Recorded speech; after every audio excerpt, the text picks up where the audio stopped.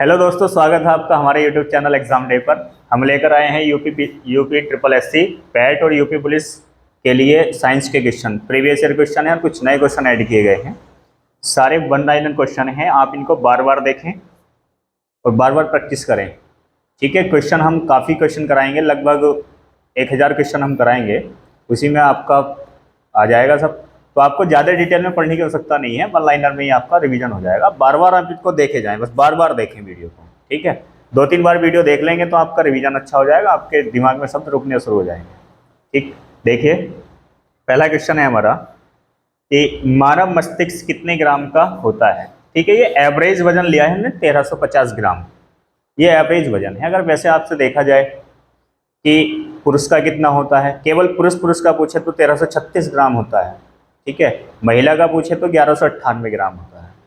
लेकिन 20 वर्ष की अवस्था में पुरुष का 1400 ग्राम हो जाता है और महिला का 1300 ग्राम हो जाता है। और 65 वर्ष की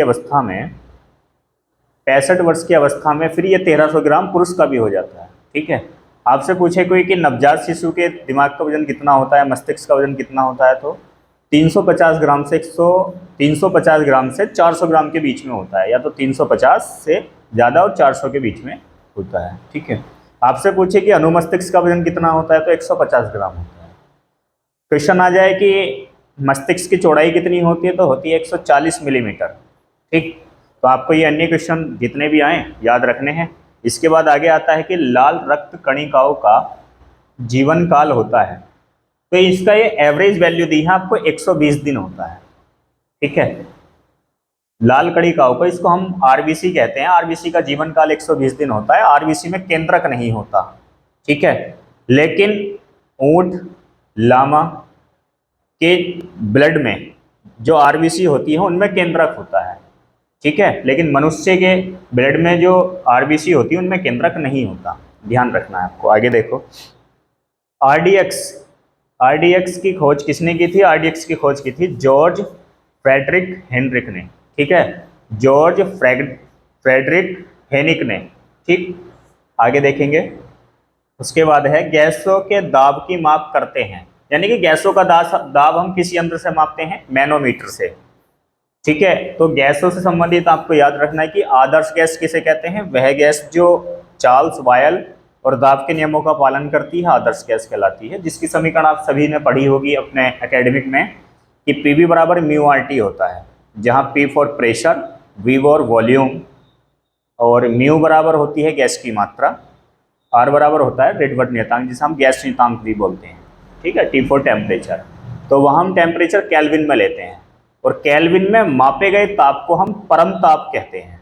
ठीक, आगे देखिए। उसके बाद है ऊंचाई का मापक क्या है, यानी कि ऊंचाई हम कैसे मापते हैं? तो हम मापते हैं एल्टीमीटर से। ठीक है, एल्टीमीटर से। उसके बाद नया है क्वेश्चन आगे। अगला क्वेश्चन है कि विद्युत धारा की माप किससे करते हैं? तो विद्युत धारा, ये एमीटर है भाई। विद्युत धारा का जो मात्रक होता है, मात्रक तो एम्पियर होता है, लेकिन ये जो जिससे हम विद्युत धारा को मापते हैं वो एमीटर होता है। ठीक, इसके साथ साथ एक शब्द और आता है गैल्वेनोमीटर। गैल्वेनोमीटर विद्युत धारा की दिशा को बताता है, मतलब तार में आगे रिवर्स वाइज बह रही है, फॉरवर्ड वाइज बह रही है, गैल्वेनोमीटर। जबकि विद्युत धारा एक अदिश राशि है। ठीक है, लेकिन कभी कभी यह सदिश नियमों का भी पालन करती है। तो अगर ऑप्शन में अदिश है तो अदिश लगाएंगे, या फिर प्रदिश है तो प्रदिश लगाएंगे। प्रदिश राशियां वे भौतिक राशियां होती हैं जो सदिश तथा अदिश दोनों नियमों का पालन करती हैं। ठीक है, जिन्हें हम टेंसर क्वांटिटीज भी कहते हैं। आगे देखो, वायुमंडलीय दाब की माप किससे करते हैं? वायुमंडलीय दाब की माप हम बैरोमीटर से करते हैं, और सभी को पता है कि एक वायुमंडलीय दाब बराबर होता है 1.013 इंटू 10⁵ पास्कल। ठीक है, यदि आपसे कहा जाए कि 1 एटीएम बराबर कितने पास्कल होता है, तो कितना होता है? 1.0132 इंटू 10⁵ पास्कल। उसके बाद देखो, ध्वनि की तीव्रता मापी जाती है, डेसिबल में मापी जाती है।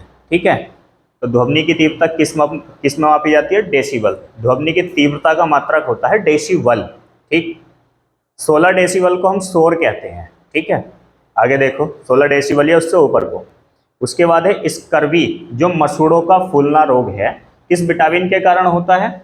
विटामिन सी की कमी से। और विटामिन सी किन पदार्थों में पाया जाता है? यह रसीले या खट्टे पदार्थों में विटामिन सी पाया जाता है। ठीक है, तो विटामिन सी किस में पाया जाता है? रसीले पदार्थों में, जैसे कि संतरा, मौसमी, इनमें प्रचुर मात्रा में ये पाया जाता है। उसके बाद अन्य विटामिन दिए गए हैं। विटामिन ए की कमी से होता है रतौंधी, जो आंखों का रोग है। ये सबसे ज़्यादा विटामिन ए पाया जाता है गाजर में, और आप सभी तो जानते हैं कि दूध और केला संपूर्ण खाद्य आहार है। ठीक है, तो गाजर में पाया जाता है विटामिन ए। उसके विटामिन ए की कमी से होता है रतौंधी। उसके बाद है विटामिन बी, विटामिन बी की कमी से होता है बेरी। इसके बाद विटामिन डी, यह है रिकेट्स। विटामिन डी सबसे ज़्यादा हमें सूर्य के प्रकाश से मिलता है। विटामिन बी में विटामिन बी की पूर्ति के लिए दूध तो आप सभी माना है, केला, उसके बाद मांस, अंडा, ये सब विटामिन बी की पूर्ति करते हैं।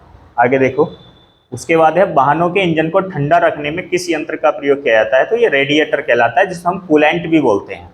ठीक है, शीतलक, कूलेंट भी बोलते हैं। और सबसे अच्छा शीतलक सभी जानते हैं भारी जल होता है D2O। ठीक, वैसे तो हम सामान्यतः H2O का प्रयोग करते हैं, जैसे कि नाभिक के रिएक्टर हैं उनमें हम शीतलक में D2O का प्रयोग करते हैं, जिसे हम भारी जल कहते हैं। ठीक, आगे देख चलो। व्यंजक चूर्ण का रासायनिक नाम क्या होता है? Bleaching powder. ठीक है, जिसका केमिकल फॉर्मूला होता है CaOCl2। ठीक है, इसका केमिकल फॉर्मूला होता है CaOCl2, जिसका रासायनिक नेम है कैल्शियम ऑक्सोक्लोराइड। कैल्शियम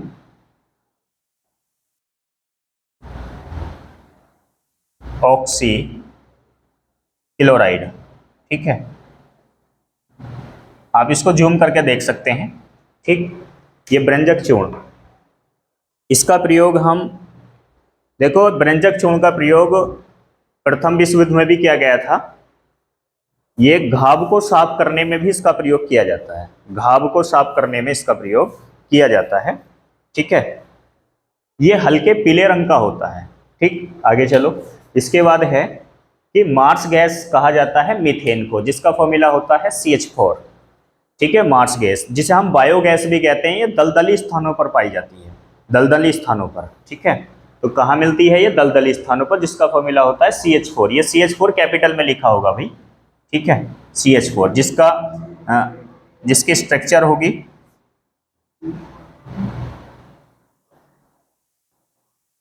ठीक है, इसकी रासायनिक स्ट्रक्चर है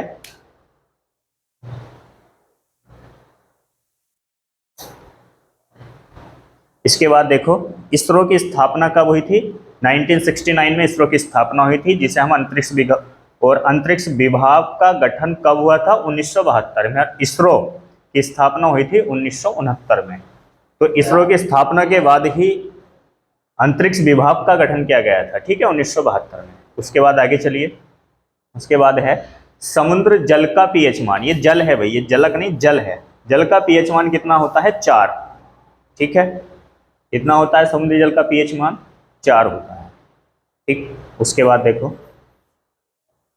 देखो सभी को पता है पीएच मान को, कि जिसका पीएच मान 0 होता है उसको हम उदासीन कहते हैं।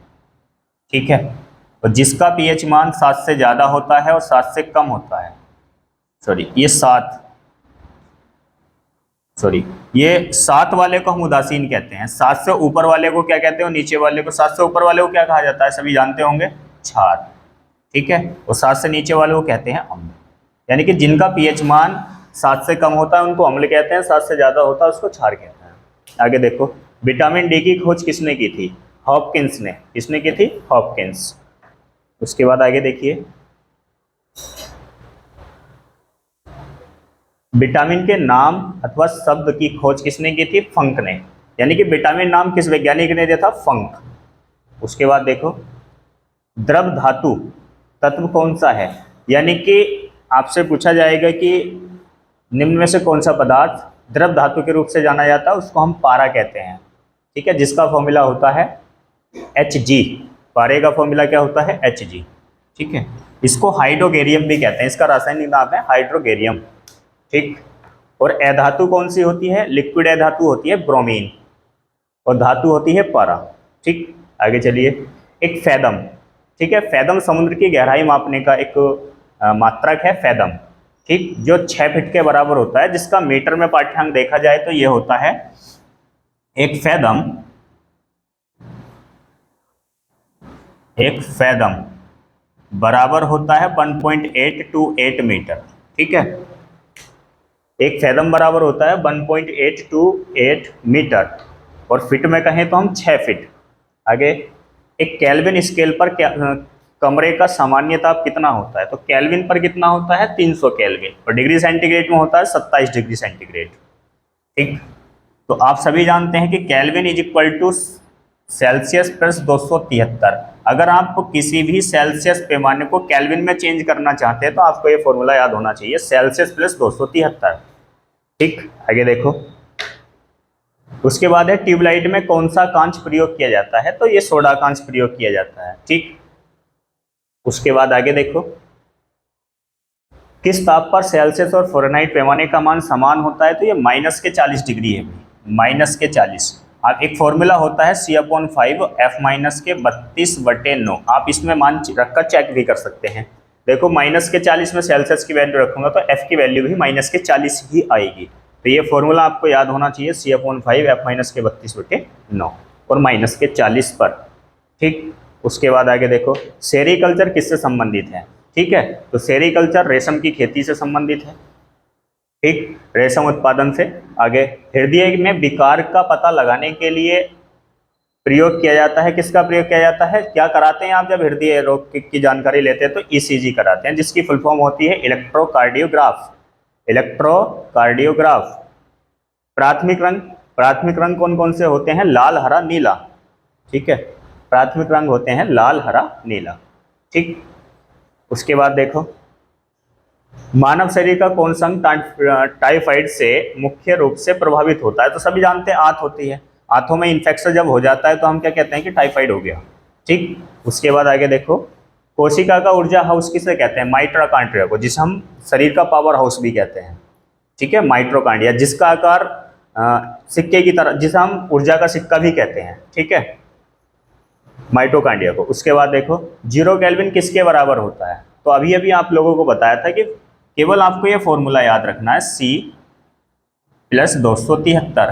तो अब 0 केल्विन C प्लस के 273, तो C बराबर हो जाएगा माइनस के 273 डिग्री सेंटीग्रेड में। ठीक, उसके बाद आगे देखिए, कौन सी जीवित कोशिका सबसे छोटी है, कौन सी जीवित कोशिका सबसे छोटी होती है, माइकोप्लाज्मा, जिसमें कोशिका भित्ति नहीं होती। ध्यान रखेंगे, इसमें कोशिका भित्ति नहीं होती, इसका आकार होता है 0.0001 मिलीमीटर। ये बहुत छोटी होती है, जिसका आकार कितना होता है 0.0001 मिलीमीटर। ठीक है, मिलीमीटर, इसमें कोशिका भित्ति नहीं होती। ठीक, उसके बाद आगे देखो कि द्विनाम पद्धति की खोज किसने की थी, ये कैरोलस लिनियस, पूरा नाम है इनका कैरोलस लिनियस, और इनकी पुस्तक है एक सिस्टेमा नेचुरी। ठीक है, जिन्होंने इसमें वनस्पति और जीवों को अलग अलग दर्शाया था, उसका नाम है सिस्टेमा नेचुरी।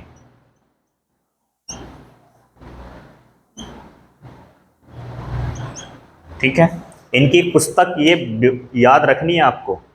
ठीक है, उसके बाद है, दूध को किस ताप पर पाश्चुरीकृत किया जाता है, तो ये 62 डिग्री सेंटीग्रेड पर किया जाता है। तो ये ताप ऑप्शन में आपका फ़ारेनहाइट में भी मालूम किया जा सकता है और केल्विन में भी किया जा सकता है। तो फ़ारेनहाइट में कैसे बदलते हैं ये भी बता दिया गया आपको, केल्विन में कैसे बदलते हैं ये भी बता दिया गया आपको। ठीक है, इसके बाद है, कौन किसी भी तरह की ऊर्जा प्रदान नहीं करता। विटामिन हमें किसी भी प्रकार की ऊर्जा नहीं देते, लेकिन रोगों से लड़ने की क्षमता प्रदान करते हैं, बीमारियों से लड़ने की क्षमता प्रदान करते हैं। ठीक, आगे देखो कि पुरुषों में पाई जाने वाली कंठ नली की लंबाई होती है 20 मिलीमीटर। ठीक है, जो आपकी कंठ नली होती है उसकी लंबाई कितनी होती है, 20 मिलीमीटर। नेक्स्ट, नवजात शिशु की श्वसन दर कितनी होती है, 30 से 60 प्रति मिनट। और नवजात शिशु के मस्तिष्क का वजन आप लोगों को बताया था कितना होता है, 350 ग्राम से 400 ग्राम तक। ठीक, आगे चलेंगे। उसके बाद है, बैरोमीटर की खोज किसने की थी, टोरिसोली। टोरिसोली के बारे में आप सभी जानते ही हैं, आपने फर्स्ट ईयर में पढ़ी होगी, V बराबर होता है √2GH। ठीक है, टोरिसोली की प्रमेय क्या थी, V बराबर √2GH। ठीक, जहां H है छिद्र की ऊंचाई और V है छिद्र से निकलने वाले जल का वेग। उसके बाद है जल का जमना फ़ारेनहाइट। आप देखो जल का जमना फ़ारेनहाइट में मालूम क्या है, सभी जानते हैं कि 0 डिग्री सेंटीग्रेड पर जमता है, तो 0 डिग्री फ़ारेनहाइट तो आप सभी कर सकते हैं यहाँ से C/5 F माइनस के 32/9, तो C की वैल्यू 0। ठीक है, तो 0 डिग्री सेंटीग्रेड रखनी है आपको और फ़ारेनहाइट में वैल्यू चाहिए, ये 9 है सॉरी। ठीक, तो कितना हो जाएगा यहाँ से अपॉन 9, तो इसकी वैल्यू 0 हो गई, इसकी गुणा करके 0, तो F माइनस के 32/0, तो F बराबर कितना आ जाएगा 32। 32 फ़ारेनहाइट पर जल जमने लगेगा। आप इसे केल्विन में अगर मालूम करें तो केल्विन में भी कर सकते हैं। ठीक है, देखो आगे अगला क्वेश्चन है इरगोट रोग किससे संबंधित है, बाजरे में होता है, इसका कारण है फफूंदी लगने से। ठीक है, जब फफूंदी लग जाती है बाजरे में तो एक रोग हो जाता है जिसको कहते हैं इरगोट रोग। उसके बाद है रासायनिक ऊर्जा का प्रकाश ऊर्जा में परिवर्तन। रासायनिक ऊर्जा का प्रकाश ऊर्जा में परिवर्तन सभी जानते हैं, मोमबत्ती हो गई, जैसे मिट्टी का तेल जला रहे हैं, वो जल रहा है तो भी वो क्या है, रासायनिक ऊर्जा का वैद्युत ऊर्जा में परिवर्तन। ठीक है, मोमबत्ती।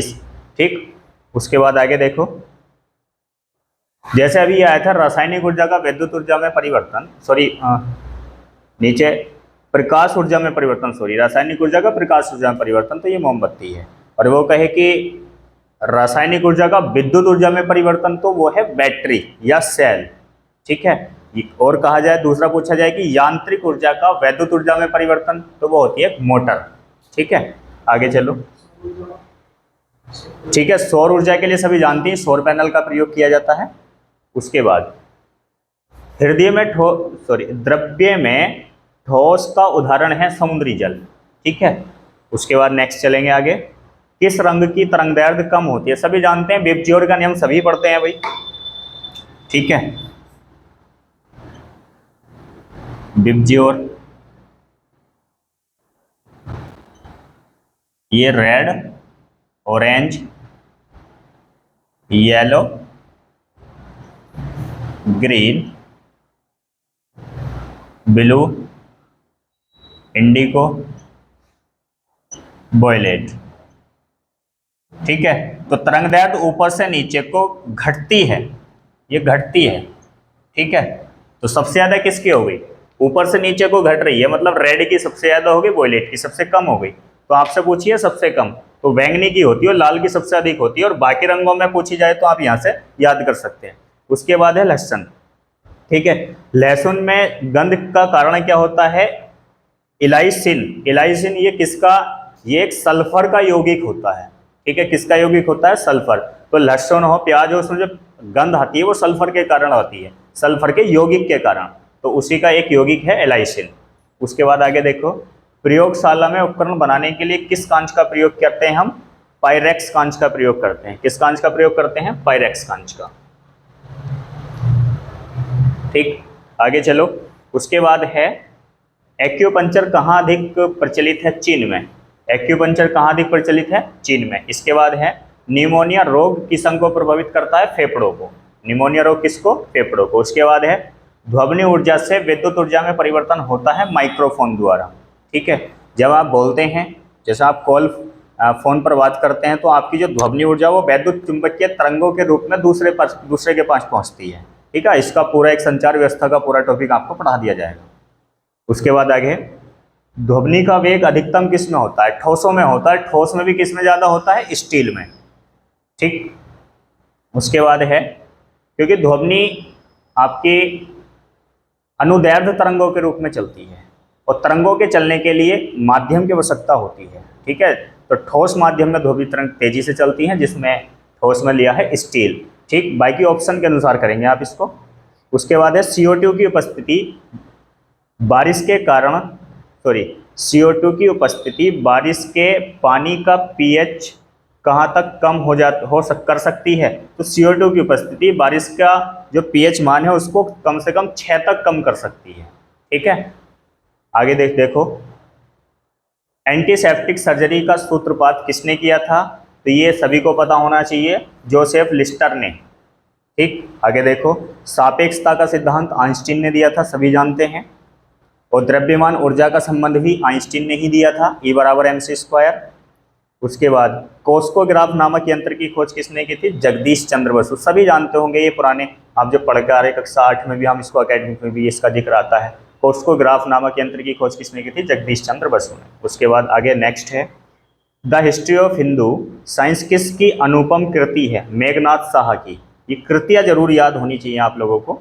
The history of Hindu science किस की अनुपम कृति है? मेघनाथ साहा। नेक्स्ट क्वेश्चन है, किसने बताया कि पृथ्वी अपने अक्ष पर घूमती है? सभी जानते हैं किसने बताया था? आर्यभट्ट ने, कि अपने अक्ष पर घूमती है। लेकिन सौरमंडलों के ग्रहों की गति और पृथ्वी की गति जो दी थी, ग्रहों की गति से संबंधित नियम दिए थे केपलर ने, और पृथ्वी की अपनी परिक्रमा के बारे में जो बताया, ये बताया था आर्यभट्ट ने। ठीक, आगे देखो, परमाणु के सिद्धांत का प्रतिपादन जॉन डाल्टन ने किया था। ठीक है, इसी ने इलेक्ट्रॉन की खोज की थी। ठीक है, आज के लिए बस इतना ही। 50 क्वेश्चन।